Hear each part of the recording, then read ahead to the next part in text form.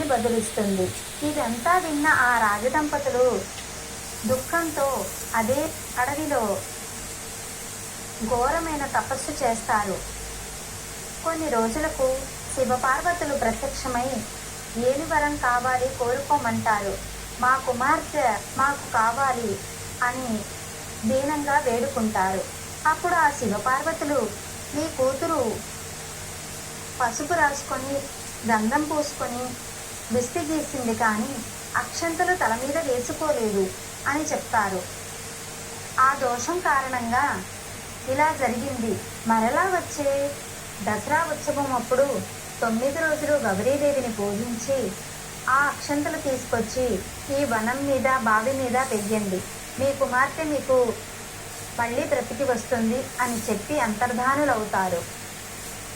చేసేది లేక 1 సంవత్సరం పాటు వేచి చూస్తారు. దసరా పండుగ రానే వస్తుంది. ఆ 9 రోజులు అందరూ భక్తి శ్రద్ధలతో ఆ గౌరీదేవిని పూజించి ఆ అక్షంతలు తీసుకువచ్చి ఆ చెట్ల మీద, బావి మీద, చాంతాడు మీద, పాకోళ్ళ మీద వేస్తారు. అప్పుడు ఆశ్చర్యపరుస్తూ 16 సంవత్సరాల బాలాకుమారి లేచి వస్తుంది. మళ్ళీ బ్రతికి వచ్చినందున ఈమె బతుకమ్మ అయింది.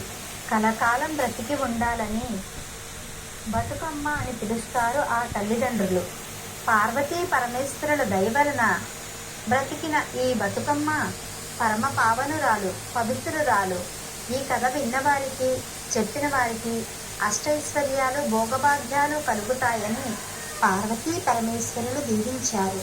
అప్పటి నుంచి దసరా నవరాత్రులలో ఈ బతుకమ్మను పూజించటం ఆనవాయితీగా వస్తుంది. మీరందరూ దసరా నవరాత్రులలో ఈ బతుకమ్మను భక్తి శ్రద్ధలతో పూజిస్తారని, ఆ తల్లి చల్లని